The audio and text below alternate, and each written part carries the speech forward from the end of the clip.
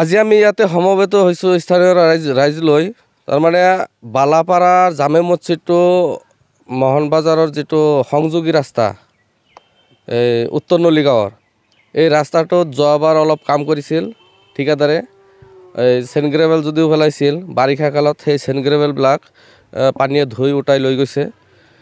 এইবাৰ 2-3 মাহ পাছৰ পৰা যেহেতু বাৰিষা গৈছে 2-3 মাহ হৈছে এতিয়া কাম ষ্টাৰ্ট কৰিছে। কামবিলাক আমি দেখা পাইছোঁ খুবেই দুৰ্নীতিযুক্ত কাম হৈ আছে। গোটেই বছৰ গোটেই বানপানীত মাটিবিলাক বালুবিলাক উটাই লৈ গৈছে কিন্তু সেই ঠাইত ছাইড বানবিলাকতো নায়েই। যি পৰিমাণে ছাইড বান হ'ব লাগে ৰাস্তা এটা হ'ব লাগিলে ৰাস্তাৰ এটা ৰেঞ্জ থাকে। ৰাস্তাৰ মাজত কিমানখিনি পাকা হ'ব, 2 চাইডত কিমানখিনি ছাইড বান থাকিব সেই বিষয়ে আমি আগে পিছে বিভিন্ন ৰাস্তাবিলাক দেখা পাওঁ আৰু এষ্টিমেটত এনেকৈ থাকে। কিন্তু এইটো ৰাস্তাৰ ক্ষেত্ৰত অলপ ব্যতিক্ৰম দেখা পাইছোঁ। যোৱা বছৰৰ পৰা যিটো কাম আৰম্ভ হৈছে কোনোদিনে আমি চৰকাৰী মানুহ এই ৰাস্তাত দেখা পোৱা নাই। খালি স্থানীয় মানুহৰ দ্বাৰা তেওঁলোকে কাম কৰে। স্থানীয় মানুহক যদি সোধোঁ যে আপোনালোকে এষ্টিমেটটো পাইছে না, এষ্টিমেট মতে ইয়াতে মেটেল পেলাই আছে না, কিন্তু তেওঁলোকে কয় যে আমি সেইবিলাক নাজানো, আমাক যিটো মাপ দি দিছে সেই মাপ মতে আমি ইয়াতে মালবিলাক পেলাই আছোঁ। সেই মৰ্মে মই যোৱাকালি ঠিকাদাৰক ফোন কৰিছোঁ। ফোন কৰাৰ পাছত তেওঁ মোক যধে মধে গালি দিছে আৰু কৈছে যে তুমি যদি তাতে দিগদাৰ কৰা হিমন্ত বিশ্ব শৰ্মাক কৈ দিয়া হ'ব। এতিয়া মই প্ৰশ্ন কৰিছোঁ তাক, হিমন্ত বিশ্ব শৰ্মাই কি তোমাক দুৰ্নীতি কৰিবলৈ ইয়াতে পাৱাৰ দিছে নেকি? যদি দুৰ্নীতি কৰিবলৈ পাৱাৰ দিছে তেতিয়াহ'লে আমি এইটো লৈ উচ্চ পৰ্যায়ত যাম আৰু এইটো লৈ আমি বিশেষ যিখিনি অফিচত জানিব লগা আমি জানিম। কিন্তু বৰ্তমান যিটো কাম হৈ আছে সেই কামটো এনেকুৱা ধৰণে কামটো আমি মানি নলওঁ। কামটো যিখিনি পৰিমাণে মেটেল পেলাব লাগে, যিখিনি পৰিমাণে এই ৰাস্তাৰ ছাইড বানবিলাক দিব লাগে সেই পৰিমাণে দিব লাগিব। নহ'লে আমি আমাৰ যিটো সম্পদ চৰকাৰৰ ফালৰ পৰা আমি পাইছোঁ এই সম্পদটো আমি কোনো পধ্যে নষ্ট হ'বলৈ নিদিওঁ। ইয়াতে পাজিৰ হুছেইন নামৰ ঠিকাদাৰ আছে। এই পাজিৰ হুছেইনে যোৱাকালি ফোন কৰি মোক দাবী ধমকি বহুতখিনি দিছে। তেওঁ তাৰমানে তেওঁৰ ইচ্ছামতে কাম কৰিব বুলি কৈছে, কিন্তু ইচ্ছামতে কাম কৰিলেতো আমি ৰাইজে মানি নলওঁ। তেওঁ ইয়াতে দাদাগিৰি কৰিলে নহ'ব। তেওঁৰ নিচিনা এই গুণ্ডা ঠিকাদাৰৰ যদি কাম নকৰে, কাম এনেই বন্ধ নাথাকে। চৰকাৰে বিভিন্ন ঠিকাদাৰৰ লগত যোগাযোগ কৰি আমি এই কামবিলাক হোৱাটো বিচাৰোঁ। আমাৰ আগতে আছিল 8 নং মধ্যপাকা গাঁও পঞ্চায়ত, এতিয়া বৰ্তমান নতুন পঞ্চায়ত বালাপাৰা পঞ্চায়ত বুলি নামকৰণ হৈছে। গতিকে বালাপাৰা পঞ্চায়তৰ অন্তৰ্গত কাৱৈমাৰী 1 নং ব্লকৰ পৰা কাৱৈমাৰী 2 নং ব্লকৰ পৰা কাৱৈমাৰী 1 নম্বৰ ব্লক হৈ এই ৰাস্তাটো উত্তৰ নলীগাঁওলৈকে যাই পাইছে। গতিকে এই ৰাস্তাটো তেওঁ যিখিনি দুৰ্নীতি ইতিমধ্যে কৰিছে সেই দুৰ্নীতিখিনি তেওঁ আমাক বুজাই দিব লাগিব আৰু তেওঁ আহি ৰাইজৰ লগত তেওঁৰ ইষ্টিমেটটো দেখুৱাই যে এইটো ইষ্টিমেট আৰু এইমতে আমি কামবিলাক কৰি আছোঁ আৰু তাতে যদি আমি কোনো ধৰণৰ বিসংগতি দেখা পাওঁ তেতিয়াহ'লে তেওঁ কাম আকৌ ধুনাই কৰিব লাগিব, নহ'লে আমি বিশেষ আইনী ব্যৱস্থা ল'বলৈ বাধ্য থাকিম ইয়াৰ স্থানীয় ৰাইজ লৈ। আমাৰ বালাপাৰা জামে মছজিদৰ পৰা 2 নম্বৰ হৈ 1 নম্বৰ ব্লকেৰ উপৰেদি সুইচ গেটেৰ ওচৰেদি নলীগাঁও সংযোগী যিটো ৰাস্তাটোৰ কাম খুবেই দুৰ্বল হৈছে। একেবাৰে নিম্ন স্তৰৰ কাম হৈ আছে। আজিলৈকে আমি এনেকুৱা কাম ক'তো দেখা নাই আৰু বহুত ৰাস্তাৰ কাম দেখিছোঁ। ইমান নিম্ন স্তৰৰ কাম আজিলৈকে আমি দেখা পোৱা নাই। গতিকে আৰু ঠিকাদাৰৰ মইমতালি মতে কাম নহ'ব। আমি বালাপাৰা আঞ্চলিক আমচুৰ তৰফৰ পৰা সমগ্ৰ ৰাইজৰ তৰফৰ পৰা আজি দাবী উত্থাপন কৰিছোঁ। এনেকুৱা নিম্ন দুৰ্নীতি কাম কৰিলে আমি এই কাম হ'বলৈ নিদিওঁ। ঠিকাদাৰ আহক, ছাইডত আহক, ছাইডত আহি চাওক, চাই কেনে ভালকৈ কাম কৰক, নহ'লে আমি আমচুৰ পৰা কাম ৰাইজৰ লগতে কাম হ'বলৈ নিদিওঁ।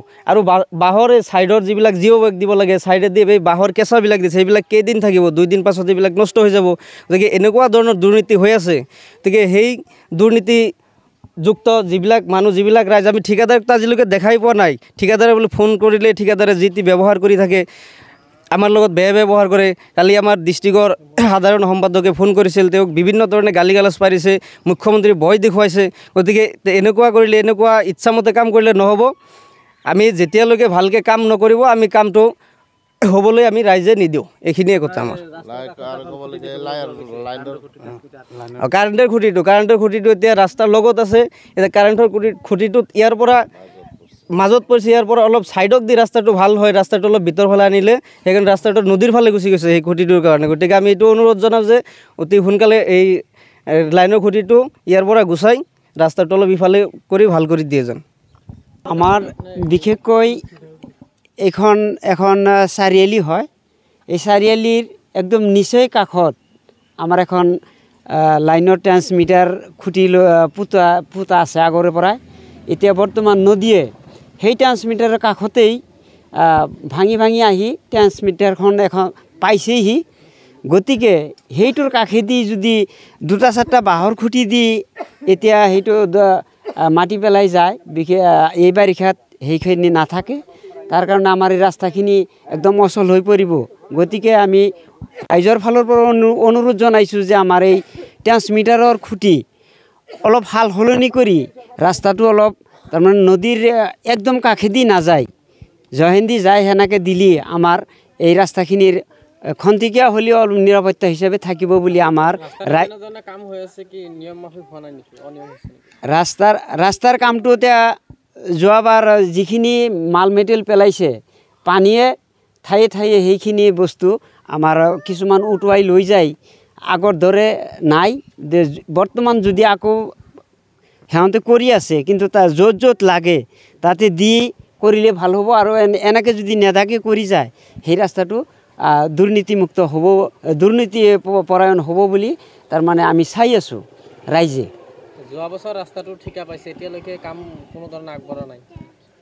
যোৱাবাৰ ঠিকা পাইছে, যোৱাবাৰ পাই কেনে মাল মেটেৰিয়েল কিছুমান ঠাইতে পেলাইছে, সম্পূৰ্ণখিনি হোৱা নাই।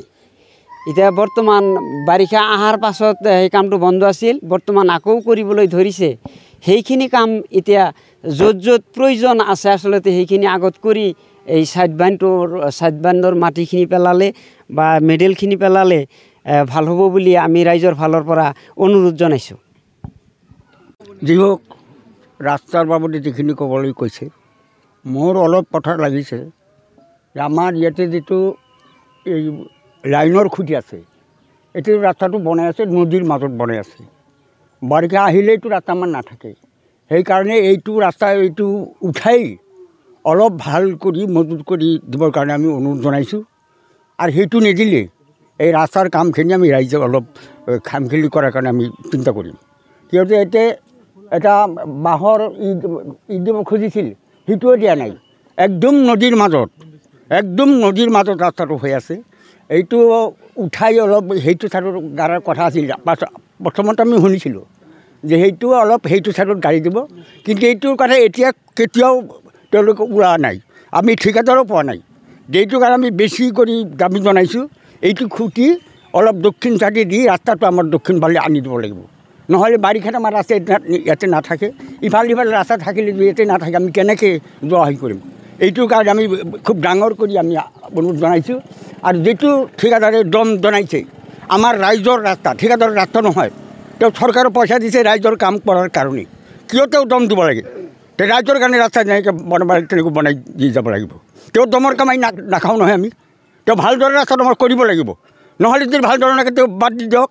তেওঁ বেলেগ ঠিকাদাৰে চৰকাৰী কাম কৰে, চৰকাৰৰ টকা দি কাম কৰে, তেওঁৰ বাপেকৰ টকা দি কাম কৰি আছে নেকি? তেওঁ কিয় দম দিব লাগে? তেওঁ ভালদৰে কামখিনি কৰিবৰ কাৰণে আমি অনুৰোধ জনাইছোঁ। নহ'লে আমি বিহিত ব্যৱস্থা আমি ৰাইজৰ লগত আমি বাধ্য হ'ম। এইখিনি কৈ মই মোৰ কথা শেষ কৰিছোঁ।